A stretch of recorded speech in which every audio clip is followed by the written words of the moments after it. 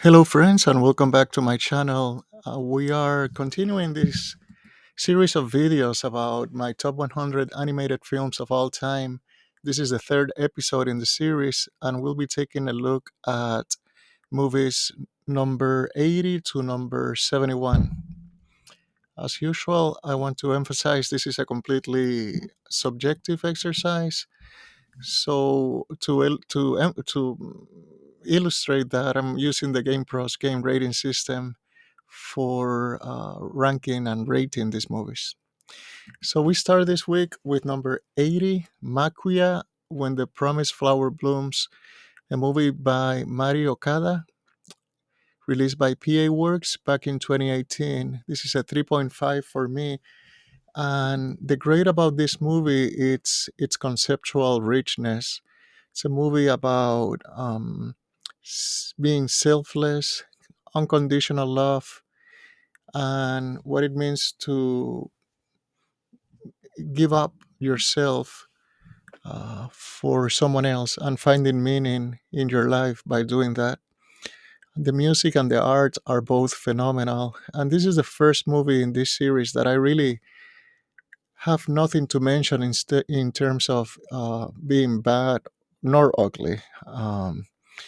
Nothing objectionable here in terms of quality. It's either for you or it's not, and how much you're gonna like it, it's up to each person to decide. But objectively, it's a really, really good movie. Maybe a little slow for some people, but that's about it. Number 79 is The Breadwinner, directed by Nora Tuomi. It was released by Cartoon Saloon and a few other. It was a collaboration with a few other international studios. Released back in 2017. Another 3.5 for me. Uh, the great about this movie is its strong message. The movie is about a girl pretending to be a boy in order to be able to help her family. I think it takes place in Afghanistan, and all the setbacks that she has to endure by doing that in that particular setting. Art and music are very good. Is that has it has that cartoon salon style. You like it or you don't. I happen to like it a lot, so I enjoyed it in this movie.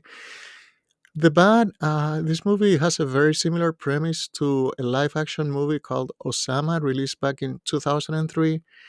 And the ugly is that it doesn't take its premise as far as Osama did. It kind of, it does go to some difficult and dark places, but it pales in that sense compared to its live action counterpart. So something to keep in mind. But on its own, it's a really good movie. Number 78, we have Makoto Shinkai for the first time in the list with Weathering with You, released by Comics Wave in 2019. Very good movie. The great is the characterization. As usual, the characters in Shinkai's movies are really, really good, really, really strong. The art and the animation are top notch, also, as usual, in his movie. The pace is a little slow. If you've seen other movies of his, this may feel too familiar, that might be a problem. I happen to enjoy it, but for the most part, he kind of makes the same movie over and over. At least that's my opinion. And even when you like it, which I happen to do, you may get diminishing returns with each subsequent movie.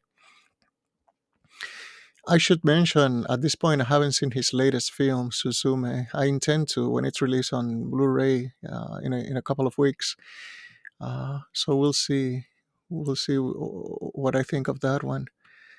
Number 77, again, Makoto Shinkai, Your Name. These movies are very similar in style and quality. Also, Comics Wave. This one was released in 2016. Another very good movie, 3.5 out of 5. Story and subplots are exceptional, dealing with natural disasters and personal loss.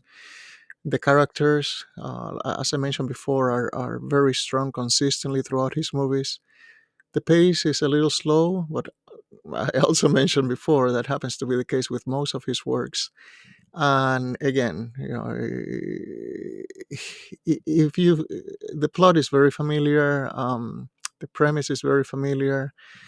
If you've seen any of his other movies, this may or may not be a problem. I I happen to enjoy it, but it does put a ceiling on how much I like it eventually.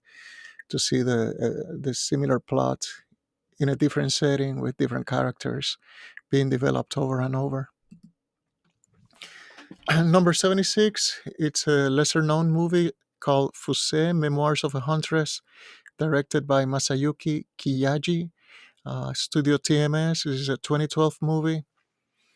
And I think it's a 3.5 out of 5. This movie takes place in feudal Japan, and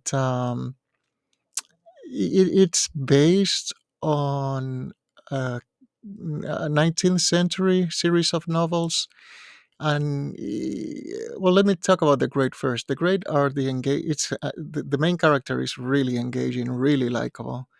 The art and the animation are really, really good. The pace may be a little slow at times.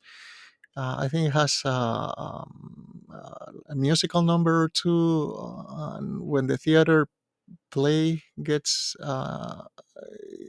screen time, that slows things down even further. But all that is needed because that's how we get much of the backstory. And like I mentioned, this movie is based on a series of novels. It's written back in the 1800s, and it feels cramped. It feels like much of the backstory is cramped without room to breathe, and that's the what I think is the worst part of the movie. But still, a positive balance and definitely worth a recommendation. Number 75 is Ponyo, directed by Hayao Miyazaki, Studio Ghibli, released in 2008. I thought this movie was very good story, excellent pace, really has a lot of momentum, keeps moving all the time, moving forward at a brisk pace, and I enjoyed that. The bat, maybe too cute for some.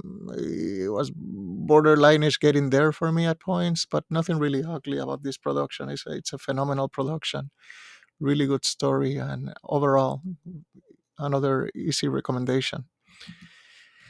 Number 74, it's an older movie from 1991 called Rojin Z, directed by Hiroyuki Kitakubo, Tokyo Theater Studios.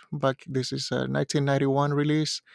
Um, the talent associated with this movie is phenomenal. You have Katsuhiro Otomo of Akira. He wrote the screenplay, and Satoshi Kon did a lot of the character sets and machine designs. The great is the social commentary or commentary. This the machine that we see taking care of this character.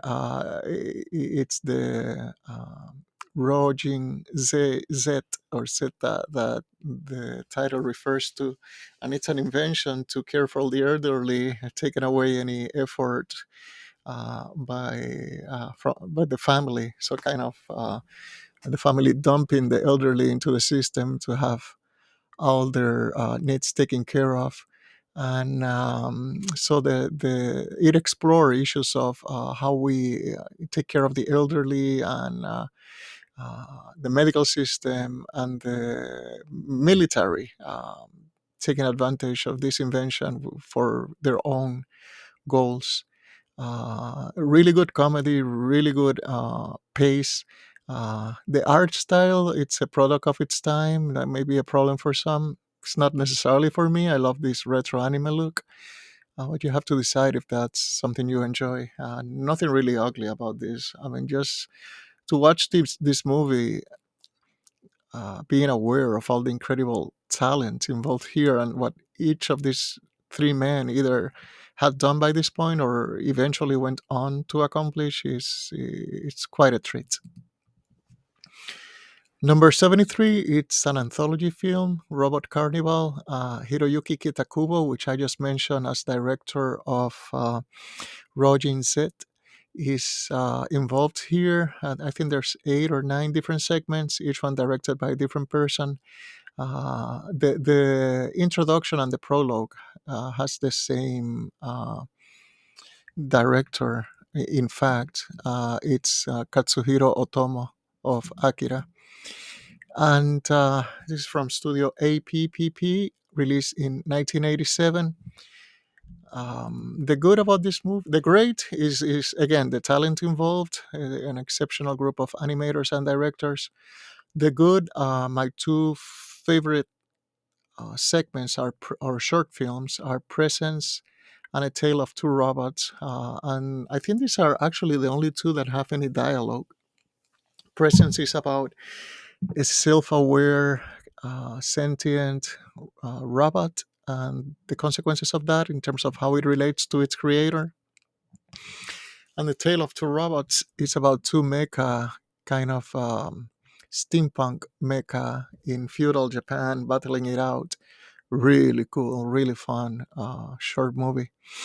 But again, the bad, most of the segments feature little to no dialogue, and the ugly is something that comes with the territory when we're dealing with these anthology films. The change in tone and style from one movie to the next can be pretty jarring, and that bothers some people more than others. Number 72 is Cowboy Bebop, the movie, directed by Shinichiro Watanabe.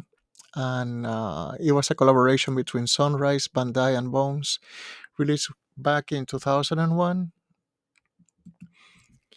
The great is the pace and the action, the good, the endearing characters. The bad are the low stakes because, this is a prequel, so you know that these characters were doing fine when the series started. So nothing really. You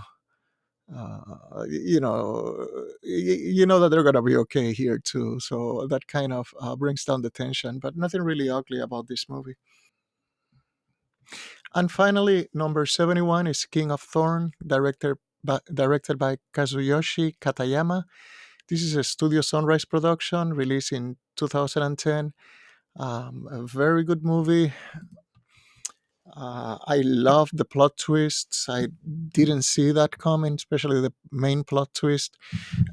This is a sci-fi movie uh, based on the Sleeping Beauty fairy tale. At least it takes some of its premise from there, but it has its own thing going with excellent action sequences and characterization is not the best.